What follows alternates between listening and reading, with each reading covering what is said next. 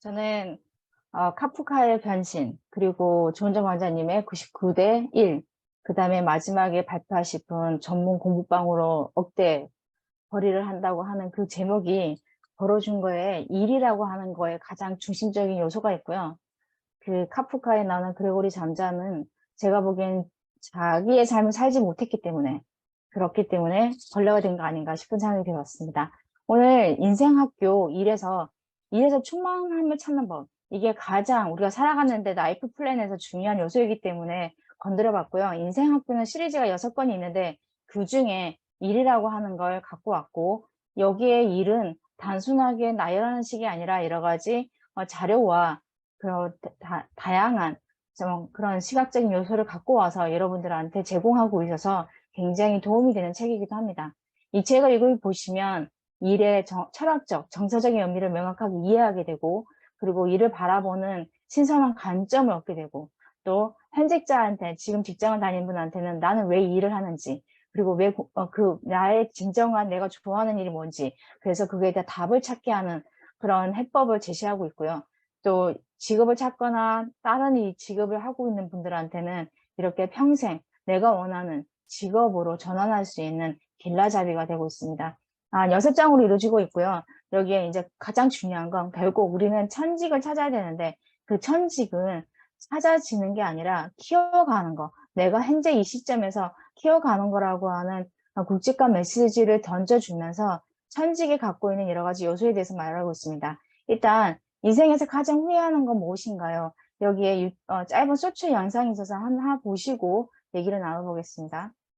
미국에서 다양한 연령을 대상으로 인생에서 가장 후회되는 게 무엇인지 묻습니다. Playground and I want to go again today. 앞날이 창창한 젊은 청년들은 놓친 꿈이나 기회에 대한 아쉬움이 있었는데요. taking chances. I wish I knew what I really wanted to do. 이렇게 좀 더 도전해볼 걸 하는 후회는 더 나이를 먹어도 마찬가지였죠. Not following my dreams earlier in life. 그리고 50대에 접어들자 자기 자신에 대한 성찰이 더 깊어지는데요. Having not appreciated being young when I was younger. Not listening to myself. 60대의 어른들은 과거에 대한 회한을 보였죠. Frightened of so many things when I was younger. Trusting people too much and too long when they've let me down a few times. 그리고 70대가 되자 또다시 어릴 적 꿈과 하고 싶었던 일에 대해 입을 여는 사람들. My dream to be an entertainer when I was younger. That I didn't do all the things that I wanted to do. 살면서 후회가 아예 없을 순 없겠지만 단 한 번 사는 인생 최대한 후회 없게 살고 싶네요. 예, 후회 없는 인생을 살려면 내가 꿈꾸고 있던 꿈을 실현해 보는 거. 그래서 나이대별로 다 말씀하지만 끝까지 얘기하는 거 뭐냐? 내가 왜 그 꿈을 실현하지 않았을까? 돌아가신 법정 스님이 이런 얘기했습니다. 안락한 삶보다는 충만한 삶을 살으라고. 자신이 좋아하는 일을 통해서 만족하고 행복을 추구하는 삶을 살면 그렇게 우리는 안락한 것보다는 자기 자신한테서 충만함을 느끼게 된다고. 그 삶이 진정한 삶이라는 얘기도 하셨는데, 천직은 천천히 만들어진다고 합니다. 갑자기 나타나는 것도 아니고 운명처럼 맞붙어지는 것도 아니고, 그런 경우도 가끔 있긴 하지만 우리가 스스로 키워가야 되는 거. 그래서 천직엔 몇 가지 요소가 있는데, 일단 의미가 있어야 되고, 내가 몰입할 수 있어야 되고, 그 일을 통해서 내가 자유를 느껴야 되고, 그러기 위해서는 명확한 목표나 목적을 갖고 성취감을 가져야 된다는 거. 그래서 1장에서 이런 얘기합니다. 성취감이 아니면 죽음을 달라.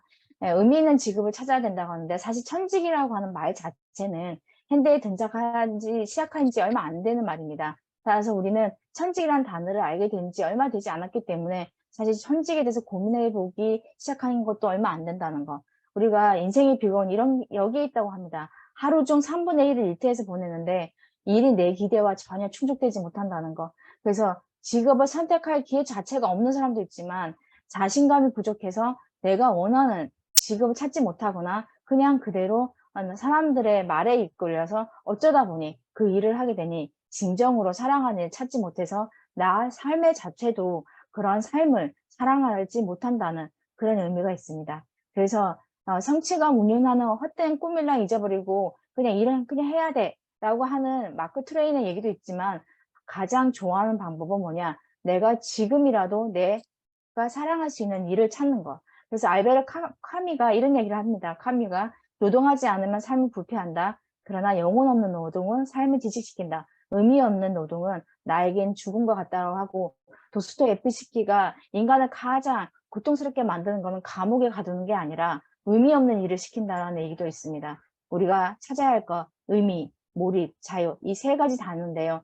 요걸 통해서 물론 직업에 대해서 성공하신 분들은 이 세 가지에 대해서 굉장히 은연중에 얘기를 하시더라고요. 우리는 나 안에 나 혼자만의 자아가 있는 게 아니라 여러 개의 자아가 있다. 따라서 이 얘기는 뭐냐? 나한테 맞는 가장 적합한 직업을, 가장 나한테 맞는 그런 일을 찾기 위해서는 여러 가지 실험을 해봐야 된다는 얘기하고요. 그럼 지금 그 일을 행복하게 하고 계신가요? 그래서 천직을 왜 찾기 힘들까? 이건 아까도 말씀드렸지만 천직이란 단어는 근대 역사에 들어와서 나온 단어이긴 한데 사실 직업의 선택이 많아지긴 했지만 우리가 그 많은 직업을 다 조사할 수도 없고 만날 수도 없기 때문에 대처할 능력이 갖춰지지 않은 상태였고, 또 하나 우리는 선택 과목이라고 하는 교육 과정에서 우리는 폭넓게 내가 원하는 게 아니라 그냥 이 교육 과정에서 정해진 대로 한쪽 방향으로 재단해 버렸기 때문에 우리는 내가 맞는 천직을 찾을 수가 없었고, 또 하나 과학적인 방법이라고 신봉하는 성격 검사 자체가 사실 정확하게 내 성격을 알고 있는 게 아니라 그냥 그 비스무리 어디 언저리에서 가져다 놓고 또 방황하게 만드는 것도 굉장히 많다라는 거. 그래서 우리는 어떻게 해야 된다? 선택지를 제한하려고 노력해야 되고 최적화, 가장 좋은 거, 그거보다는 내 안에서 가장 맞는 거, 그냥 만족하는 거, 이 정도면 괜찮다라고 하는 그 기준을 설정하는 게 중요하다라는 얘기도 합니다. 우리가 과학적인 기준이 없다라는 얘기 뭐냐면 MBTI 진짜 많이 하거든요. 요즘 아이들이 만나면 MBTI 얘기를 하고 성향을 얘기하면서 서로 아이스 브레이킹 차원에서 얘기도 하기도 하고, 심지어 사주 홍대거리에 가면 코인만 넣으면 MBTI별로 자기 사주도 나오거든요. 근데 이게 과연 정확한가? 사실 이걸 만든 사람은 비전문가였거든요. 사실 작가였기도 하고, 딸 같은 경우는 정치학을 공부해서 일단 비전문가가 칼 융의 그 성격 이론을 받아들여서 16가지 가장 시각적 요소로 사람들한테 흥미있게 다가왔는데요. 우리가 보통 알고 있는 거 이런 겁니다. 당신은 어떻게 에너지를 발산하나요? 외향인지 내향인지. 그리고 나는 정보를 어떻게 받아들이나요? 감각으로 아니면 직관으로. 아니면 또 결정할 때 어떤 식으로 하나요? 생각으로 아니면 감정으로. 또 하나는 삶의 방식을 어떤 식으로 인식하나요? 판단으로 아니면 인식으로. 이런 식의 여러 가지 16가지 조합으로 나오는 것 중에 여러분들은 그 중에 하나를 자기는 알고 있을 겁니다. 하지만 MBTI의 가장 큰 문제점이 뭐냐면 검사, 재검사. 다시 검사했을 때 그 유형이 나오는 확률 가능성이 지난번과 다른 유형이 나올 가능성이 50%가 된다고 합니다. 심지어 블랙핑크 지수라는 아이는 5가지 유형을 얘기하더라고요. 나 이번 검사했는데 또 바뀌었어 라고 얘기하더라고요. 그래서 아이들은 굉장히 그 댓글에 나도 바뀌어요 얘기하는데, 사실 검사 재검사 다시 해보시면 MBTI 성향이 바뀐 분들이 있다. 그리고 MBTI 문제점이 뭐냐면 내가 양극단 중에서 선택해야 하는데 나는 그 양극단의 중간에도 위치할 수 있기 때문에 이런 부분에서 강제적으로 하는 부분이 있어서 MBTI 검사를 우리가 그냥 참고 자료로 할 뿐이지 신봉하면 안 된다. 우리가 진로를 결정하는데 혼란을 가져다주는 3가지 이유가 뭘까요? 직업을 바꾸는데 나한테 내가 가장 두렵게 여기는 요소가 뭘까요? 현실에서 당신을 가장 힘들게 하고 도전을 하지 못하게 하는 게 뭘까요? 이 3가지의 질문을 누구한테 던져야 한다? 나한테 던져서 나한테서 나와야 된다. 그래서 이런 얘기를 합니다.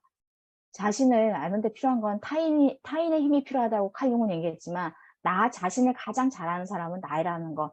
그래서 가드너의 지능 이론에 따르면 성공한 사람들의 가장 공통적인 특징이 뭐냐? 자기 성찰 지능이 높다라는 거.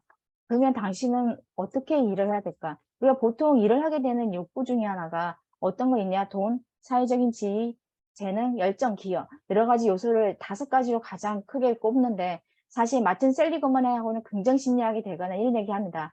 사람들은 쾌락의 쳇바퀴에 빠진다. 돈이 많아지고 소유물이 늘어날수록 기대치도 높아지기 때문에 과거와 같은 행복감을 느끼려면 또 더 많은 걸 가져야 되고 더 많이 벌어야 되고 더 열심히 일해야 된다고 한다. 따라서 당신은 돈에 대해서 가지고 있는 태도가 뭐냐? 나는 돈에 대해서 어떤 감정과 가치를 갖고 있는지를 한번 점검해 볼 필요가 있다. C.S. 루이스라고 영성가, 나디아 연대기라고 하는 이 목사님도 하신데요. 이분은 이런 얘기합니다. 대부분의 사람들은 사회적으로 존경받거나 중요한 사람들로 이루어진 내부 패거리, 서클에 들어가고 싶은데 다시 또 그 서클에 들어가면 그 서클 안에 또 핵심이 또 있다는 거. 그래서 우리는 내부의 영혼이 이룰 수 없다라는 거. 사회학자 리처드가 얘기한 세넷이 얘기한 단어가 굉장히 가슴에 남는데요. 우리는 안전하고 중요한 존재라고 느낌을 받는 거, 존중받는 걸 굉장히 중요하게 느낀다고 합니다. 박진영 씨가 돈을 벌고 나서 미국에 가기 전에 나 이만큼 돈 벌어서 더 이상 이제 내 꿈은 다 이루어진 것 같은데 뭔가 공허하고 아침에 일어나도 기쁘지가 않았다. 그래서 선택한 게 뭐냐? 난 사회적인 존중을 받는 일을 해야 되겠다. 그리고 나서 다시 나와서 이렇게 기획사를 차리고 후직 양성을 하고 있는데요. 이런 얘기를 듣다 보면 대부분 돈 벌고 난 다음에 그 다음에 단계가 뭐냐? 사회적인 기여나 사회적인 존중으로 가더라. 직업의 만족도가 높은 직업은 뭐냐? 내 재능과 가치가 연결되어 있는 것.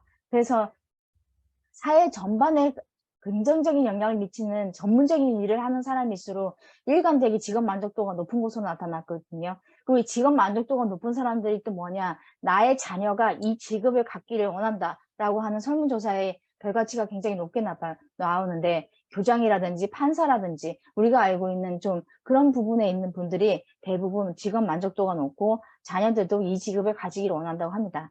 아리스토텔레스가 이런 얘기 했습니다. 당신의 재능과 세상의 필요, 가치가 필요한 그 교차점에 당신의 청직이 있으니 발견해야 된다. 여러 가지 자기의 분야를 잘 맞는 걸 발견하는 방법은 여러 가지가 있는데 동시에 여러 개 시도할 수도 있고 아니면 한 번에 하나씩 차례를 시도할 수 있는데 당신들은 어떻게 성취하고 싶은가요? 이분이 이제 몇 가지 얘기해놨어요. 그럼 나 어떻게 해야 되냐? 일단 선택 지도를 만들려고 하라고 합니다. 내가 어디에서 가치를 느끼고 있는지 지금까지 걸어온 길을 돌아다보고 나한테 그 길에 가는 방향에서 미친 영향력이나 어떤 동기, 어떤 가치가 있는지 그런 부분도 적어보고 혹시나 이 하는 과정에서 재능, 열정, 가치관도 마찬가지지만 부모의 기대, 전문가의 조언, 또 내가 색다르게 만났던 기회 여러 가지를 적어보고 나는 어떤 방식으로 지금까지 살아왔는지를 생각해보고 그 중에서 순서대로 순위를 매겨보라고 합니다. 돈, 사회적인 지위, 존중, 기여, 열정, 재능 그리고 가치관의 검사를 해보시면 워크넷은 13가지 가치관 검사를 통해서 항목들이 나오는데요. 가치관은 생각보다 많습니다. 50가지, 100가지. 그 가치 중에 내가 가장 우선적으로 고려하고 싶은지 2가지를 선택하라고 합니다. 그리고 이 상상을 해보라고 합니다. 내가 이걸 갖고 내가 어떤 직업을 가졌으면 좋겠는지. 예를 들자면 5개의 별이 있는데 그 별에 내가 우주에 여행을 해서 그 별에서 1년씩 각각 머무르고 싶으면 그 별에서 나는 어떤 직업을 갖고 삶을 살고 싶은지 한번 생각해 보라고 합니다. 그래서 아까 말했던 2가지 중요한 동기 요소, 가치를 고려를 해서 이제 구직 광고를 만들어 보라고 합니다. 나만의 구직 광고. 그래서 나는 이런 거 하고 있는 사람이고 경력이나 학력을 다 제외하고 나는 이런 사람이고 이런 걸 느꼈을 때 성취해주고 나는 이런 걸 가장 잘 하는 사람이다라고 하는 부분을 구직 광고로 만들어서 이걸 보내보라고 합니다. 그래서 이 사람들한테 나 이런 직업을 원하는데 하면 사람들이 모니터링 해주고 이런 부분에 대해서 이 직업이 좋을 거라고 나열을 해준다고 합니다. 그래서 미래의 직업에 관한 다양한 아이디어를 얻을 수 있을 뿐만 아니라 내가 알고 있는 나랑 다른 사람이 보는 나가 다를 수 있겠구나. 그 다른 사람들은 나를 이런 식의 직업에 어울린다고 생각하고 이런 직업을 추천하구나. 일단 사람들한테 추천해달라 할 때 구체적으로 아이들과 함께하는 직업이 어울리겠네가 아니라 너는 리오데자네이루의 노숙자 아이들을 위해서 일하는 자선단체에서 일하면 좋겠어. 이런 식으로 구체적으로 얘기를 해달라면 사람들은 생각보다 잘해준다고 합니다. 여기에 아까 오픈에서 직업 가치관 검사하면 13가지 항목이 있는데요. 이보다 더 많은 게 있습니다. 갈수록 MZ세대, 젊은 세대들은 자기를 표현할 수 있는 거, 몸과 마음의 여유, 자유, 영향력을 발휘할 수 있고 그 다음에 개별 활동을 통해서 자기 걸 추구할 수 있는 거 굉장히 중요하게 생각한다고 합니다. 그러면 이 사람이 또 얘기합니다. 가장 이런 얘기를 하면 사람들은 고민만 한다고 합니다. 행동하지 않는다고 합니다. 먼저 행동을 실행을 해보라고 합니다. 우리가 불안한 가장 이유 중에 하나가 뭐냐면 사실 그 불안의 두려움의 근원에는 그 밑바닥에는 의심이 있습니다. 내가 잘할 수 있을까? 나 이런 걸 할 수 있는 사람일까 하는 의심. 그 의심을 들여다봐야 되는데 그래서 그걸 이유를 알아야 되고 2번째로는 근본적인 안식기나 가지치기 프로젝트, 대화 리서치라고 하는 다음에 얘기할 그 3가지 중에서 한 번씩 실험을 해보라고 합니다. 3번째로는 몰입이라는 얘기가 또 나왔는데요. 일의 성취감을 가장 느끼게 해주는 의미 자유와 함께 몰입도 굉장히 중요하다고 합니다. 사실 내가 이 일에 재미없거나 흥미가 없으면 사실 몰입되기 쉽지 않거든요. 그래서 이분은 얘기합니다. 내가 좋아하는 일을 하게 되면 몰입할 확률이 굉장히 많기 때문에 몰입에 대한 그거 어디 때 몰입을 하게 되고 내가 어느 일상생활에서 나는 가장 집중해서 뭔가를 하고 있는지를 자기 스스로 찾아봐야 된다고 합니다.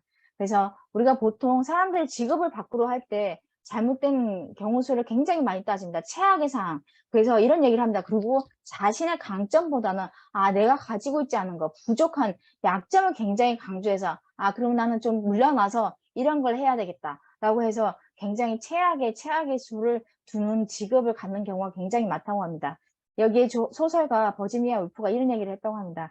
자기 확신이 없으면 인간은 요름에 누운 아기와 같다. 즉 중요한 건 자기 성찰을 통해서 자기 확신을 갖는 게 가장 중요하다. 그러면 실험 프로젝트에 들어가서 실전 경험을 쌓는 게 가장 두려움을 없애는 방법인데 이제 3가지를 얘기하고 있습니다. 첫 번째, 근본적인 안식기를 가져보라는 거. 사실 여기에 나오는 사례에 어떤 로라라는 사람은 30가지 직업에 도전해서 진정한 원하는 직업을 찾았다고 하거든요. 따라서 뭐 본인이 직장에 다니면 무기휴가를 쓴다든지 1년치 연가를 몰아서 사용하는 그런 식으로 이 안식기를 가져서 미래 직업에 내가 뭐가 맞는지를 한번 실험 삼아 다양하게 도전해보라고 합니다. 두 번째로는 가지치기 프로젝트라고 해서 나 직업을 도저히 그만두지 못하겠고 난 그렇게 과감하게도 못하겠는데요 라고 하는 사람은 견습이나 자원봉사나 강의나 교육 프로그램을 통해서 조금씩 살짝 발을 들어놓고 나중에 이거다라고 생각하면 발을 빼고 그곳으로 옮기라고 합니다. 내가 요가 강사를 하고 싶다면 처음부터 문화센터에 가서 요가를 배운 다음에 그 요가가 내가 맞는지 보고 서서히 자기를 길들이면서 내 요가 강사의 확신이 들면 그때 직업을 전환하라고 합니다. 또 하나 대화 리서치인데 사실 생각보다 우리는 그 전문가를 찾아가서 얘기하는 걸 꺼려하거든요. 그런데 이 얘기를 해보라고 합니다. 그 분야에 내가 꿈꾸고 있는 분야에 전문가를 찾아가서 대화를 해보라고 합니다. 어떻게 하냐? 구태여냐한 질문이 아니라 어느 때 가장 몰입이 되는지, 이 직업을 하면서 당신은 어디에서 가장 재미를 느끼고 삶의 보람을 느끼는지 이렇게 구체적으로 신중히 있게 대화를 나누다 보면 그 직업이 갖고 있는 매력을 알게 된다고 합니다. 나는 몰입한다, 고로 존재한다. 우리는 이 직업이 나한테 잘 맞는지 어떻게 알 수 있는가? 보통 우리는 굉장히 바로 알 것 같지만 일상생활에서 내가 어느 때 몰입했는지를 바라봐야 된다고 합니다. 당신이 경험해본 직업은 당신이 지금까지 생각했던 기대와 어떻게 달랐는지, 그리고 그 사람하고 적극적으로 대화를 나눴을 때 그 사람들은 어떤 몰입에서 어떤 경험을 하고 있는지, 그리고 그 사람들이 갖고 있는 의미, 직업에서 추구하는 의미가 뭔지 이런 질문을 해보라고 합니다. 아까도 다시 얘기했지만 몰입, 일상생활에서 여러분들은 몰입을 얼마나 많이 하는가요? 그래서 여기에 몰입 다이어리를 써보라고 합니다. 나는 어느 때 몰입을 잘하고 어떤 경험을 통해서 나는 몰입을 느끼는지, 그 몰입한 경험을 통해서 직업을 역추적해서 찾아낼 수 있다고 합니다. 가장 중요한 거, 우리는 속박 때문에 일하는 게 아닙니다. 자유입니다. 그레고리 잠자는 속박 때문에 노예로 일했습니다. 자기의 가족을 위해서 한다는 면목이 있지만 가족은 사실 각자의 삶을 살아가는 개체이지 누군가를 위해 희생을 위해서 이루어지는 집단이 아니라는 사실. 여기에 자유를 얘기하면 대부분 3가지 딜레마에 빠진다고 합니다. 첫째, 안정적인 월급쟁이 직업을 선택해야 하는가? 스스로 일을 만드는 자영업을 해야 될까? 둘째, 직업적인 성취나 근면한 노동요리를 내팽개 치고 그냥 나는 적당히 게으르게 살면서 그냥 삶을 추구하고 싶은데 라고 하는 그런 가치랑 이렇게 갈등을 일으키고요. 세 번째는 일에서 성공하고 싶은 야망과 행복한 가정을 꾸리고 싶은 바람을 어떻게 조화시키는가? 특히나 직장맘, 워킹맘, 전업맘이 가지고 있는 갈등의 고민 중에 하나입니다. 최고의 성취감을 주는 직업을 얻는다면 여기 이분은 얘기합니다. 과감하게 모든 방법을 동원해서라도 찾아야 한다. 인간 안정과 자유, 안락과 평화와 자유를 원한다면 자기는 자유를 선택하라고 싶다고 합니다. 그래야 마음의 진정한 평화가 오고 인간의 발전을 할 수 있는 가능성을 우리가 좀 더 확대시킬 수 있기 때문에 그렇다고 얘기하고, 직업 만족도가 높은 사람들 보면 내가 할 수 있는 자율성의 범위가 굉장히 높다고 합니다. 그래서 사람들이 그렇게 사장이 되고 싶은 것 같습니다. 자신이 보스가 되고 싶은 것. 그래서 작은 땅이나 가게, 그 다음에 사업을 해서라도 내가 열심히 할 수 있는 의미, 그 자유, 모든 걸 갖출 수 있는 그 자율성의 범위가 높은 그걸 찾는 직업을 그렇게 원하는 것 같습니다. 그래서 실험해보라고 합니다. 사실 우리가 직장을 다니면서 내가 버는 돈의 대부분이 소비로 나가는 경우가 굉장히 많습니다. 그래서 필요한 것과 원하는 것을 구분해서 자세히 기록한 다음에 다음 달부터는 원하는 걸 지출의 반을 줄이고 이제 필요한 것만 해보라고 합니다. 그렇게 했음에도 불구하고 삶의 질이 떨어지는지, 그리고 내 자율성을 얼마나 느끼는지, 사실 내가 소비를 위해서 돈을 벌고 있는 건지, 돈을 벌어서 소비하고 있는지를 궁극적으로 한번 물어봐야 된다고 합니다. 사실 월가에서 굉장히 억대 연봉을 주는 게 뭐냐? 그 이유가 사람들이 그 억대 연봉에 맞는 소비 씀씀이가 커지면 그 소비 씀씀이를 줄일 수가 없기 때문에 계속 거기에 봉사한다는 얘기를 하거든요. 우리도 한번 곰곰이 되짚어 볼 필요가 있다고 합니다. 또 하나 내가 일과 직장과 그다음에 그 삶이라고 하는 가정의 삶이라는 게 어떻게 좋아할 건가 굉장히 고민을 많이 하는데요. 사실 육아에 전념하다 보면 직장을 단절하시는 여성분들이 굉장히 많습니다. 저는 이런 단어가 굉장히 중요하다고 생각합니다. 내가 전업맘으로 갔다 하더라도 경력 단절이 아니라 나는 경력을 보유하고 있는 사람, 경력 보유자라고 하는 단어로 얘기를 해보려고 합니다. 전업맘의 갈등이 있습니다. 어떻게 있냐? 아이가 둘이나 생기면서 속으로는 현장에 일하는 여자들이 부러웠어요. 제게는 목적의식이 삶의 목표가 없는 것처럼 느껴졌거든요. 그래서 가족과 남편의 희생을 위해 헌신하는 게 소중하다고 생각되지 않았어요. 이런 분들 같은 경우는 계속 내가 갈등을 일으키고 있는 거거든요. 직업을 갖고 그 행복을 갖고 아이들한테 전해주는 게 가장 훌륭한 해결책이기도 합니다. 그럴 때 어떻게 해야 되냐? 내가 아이들을 직접 키우기 위해서 내가 전도 유망한 교소가 될 수 있는 시학을 가르치는 사람일 수도 있었으나 나는 내가 아이를 키우는 직업으로 받아들이고 그 아이들에게 제 가치관이나 배움에 대한 열정, 문제 해결법을 가르치고 최대한 곁에서 돌봐주고 지지해주는 걸로 학문을 희생할 가치가 충분히 있다라고 어떤 분이 얘기하시더라고요. 나는 돈이나 사회적인 지위가 아니라 인간관계 보장, 돈독한 부부, 자녀 관계를 형성한 걸로 굉장히 만족을 한다. 여기에 이분이 얘기하는 게 뭐냐면 육아라고 하는 새로운 영역이 그 기존에 있는 직장의 단절이 아니라 육아라는 새로운 영역에서 내 직업을 찾아보시면 되거든요. 이 안에 육아라고 하는 영역이 굉장히 스펙트럼이 넓어서 내가 실험 정신을 갖고 한다면 내가 맞는 직업을, 내가 맞는 앞으로 할 수 있는 그런 직업을 찾을 수 있고 창직을 할 수 있다는 거. 그래서 그런 부분에서 기회라는 생각을 가지고 접근했으면 좋겠다는 거. 우리는 풍요의 시대를 살고 있지만 얽매일 노예가 될 필요가 없다는 거. 우리는 스스로가 일에서 어떤 자유를 가장 잘망하고 있는지 한 번씩은 되짚어 볼 필요가 있다는 거. 여기에 경제학자 수마어가 자유의 갈망이라고 하는 글을 썼는데요. 이 글을 한번 읽어드리겠습니다.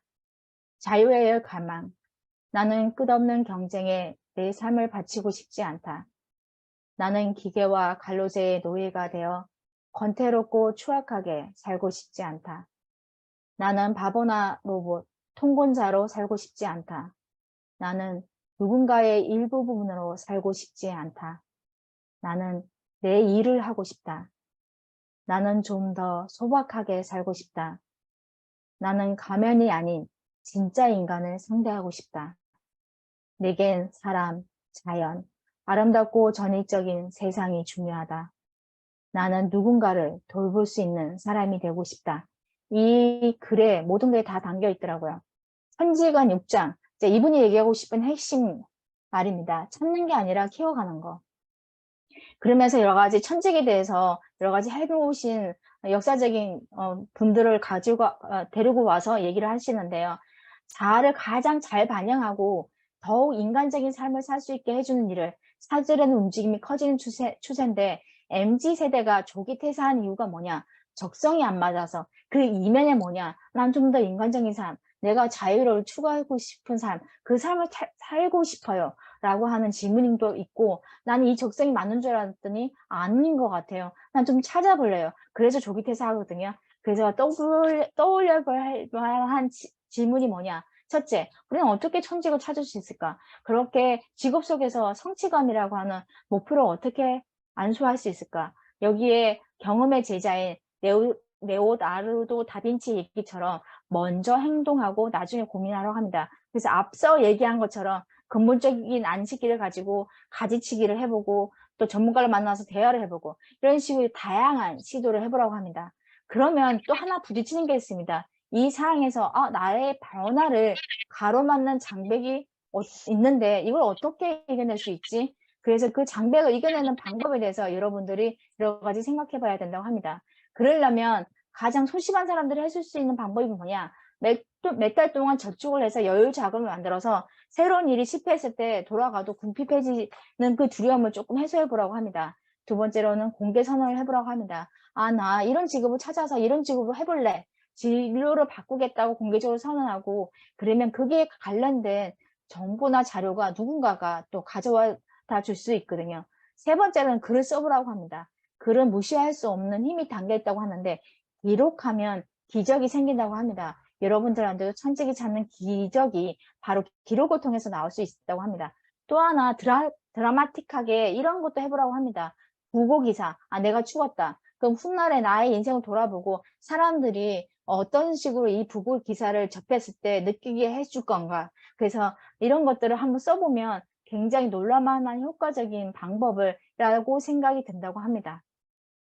흔히 사람들은 천직을 살아가는 사람처럼 갑자기 딱 나타나서 별이 울리고 종소리가 나는 그렇게 운명처럼 다가올 거라고 하는데 그렇지 않다고 합니다. 찾을 때 찾고 그 찾아서 그걸 키워가야 된다고 합니다. 이분이 찾지 말라고 하는 건 뭐냐, 이미 내가 어느 바운드리에서 최상의 걸 찾으려고 하지 말고 어느 정도 이 기준선에서 맞다면 그 기준선을 두고 최대한 몰입을 해서 그 부분을 키워가라고 합니다. 천직을 바라보는 학자의 견해를 들여다보면 왜 찾아야 되는지를 또 분명하게 알 수 있습니다. 아리스토텔레스는 목적이 이끄는 삶에서 이런 얘기합니다. 누구나 좋은 인생을 위해 추구해야 할 목표가 있어야 한다.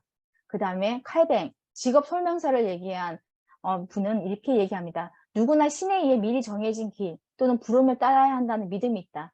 그래서 우리가 주어진 소명에 최선을 다하면 종종 느끼는 큰 불안감이 치유되고 인생이 뒤죽박죽 된다는 걸 막을 수 있다고 합니다. 독일 철학자 니체, 살아야 할 이유가 있는 사람은 그 어떤 것도 견딜 수 있다. 그래서 의미를 찾으라고 합니다. 빅터 플랭크, 굉장히 많이 얘기하잖아요. 로고 테라피 창시자기도 하신데요. 인간에게 진정으로 필요한 것은 고통이 적은 상태가 아니라 자신에게 가치 있는 목표를 위해 노력하고 투쟁하는 것이라고 합니다. 자신에게 가치 있는 목표가 있으면 아무리 큰 고통이라도 우리는 이겨낼 수 있다 라고 얘기합니다. 미하일 칙센트미하일, 몰입의 대가이시죠. 이분도 이런 얘기합니다. 통일된 목적은 어디에서 비롯되든 간에 인생의 의미를 부여한다는 것. 마치 자기장처럼 마음의 에너지를 끌어당기는 목표. 나머지 작은 목표들이 전부 기댈 수 있는 가장 큰 목표가 필요하다는 겁니다. 여러분 어떤 가장 큰 비전을 갖고 계신가요? 그 비전을 통해서 미션을 찾으라고 합니다. 이분이 천직의 가장 모범 사례로 마리 퀴리 부인을 들고 있습니다. 그는 일에서 갖고 있는 기본 요소를 다 갖고 있는데요. 지적 재능을 활용했고 과학에 대한 뜨거운 열정을 쫓았으며 방사능 치료가 암에 인류에 기여할 수 있다는 측면에서 그런 사회적인 기여도 갖고 있었고요.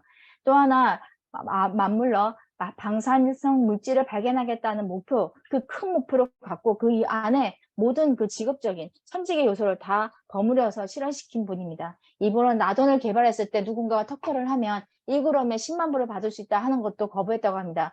나는 이 발견한 게 내 게 아니라 인류의 것이라고 하는 거. 그래서 천직은 찾는 것이 아니라 키워간다는 걸 대표적으로 마리 퀴리 부인이 얘기하는데, 하루에 여러분들이 12시간 내지 14시간을 실험실에서 그렇게 처박히면서 연구를 하실 수 있을까요? 마리 퀴리 부인이 그걸 했다고 합니다.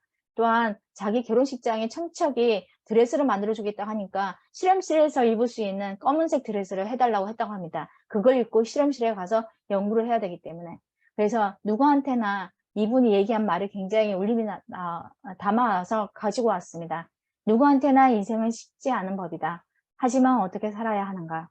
끈기와 무엇보다 자신에 대한 확신을 가져야 한다. 자신이 어떤 일인가 재능이 있다고 믿어야 하며 어떤 희생을 치르든 그것을 달성해야만 한다.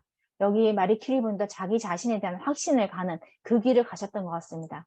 여기에 마리 퀴리 부인의 영상이 있어서 한번 보고 마무리 말씀드리겠습니다. 여성 최초로 노벨상을 받은 과학자 퀴리 부인. 아인슈타인은 그녀를 존경했습니다. 아인슈타인은 퀴리 부인의 추도식에서 그녀를 다음과 같이 평가했습니다. 강인한 정신력, 순수한 의도, 자신에 대한 엄격함, 공정한 판단력. 이것들은 모두 비슷한 성질의 것으로 이 모든 것이 한 사람에게 구비되어 있는 경우는 거의 없습니다. 이렇게 존경받았던 퀴리 부인이지만 그녀는 어릴 적 허기로 쓰러져 정신을 잃을 정도로 무척 가난했습니다.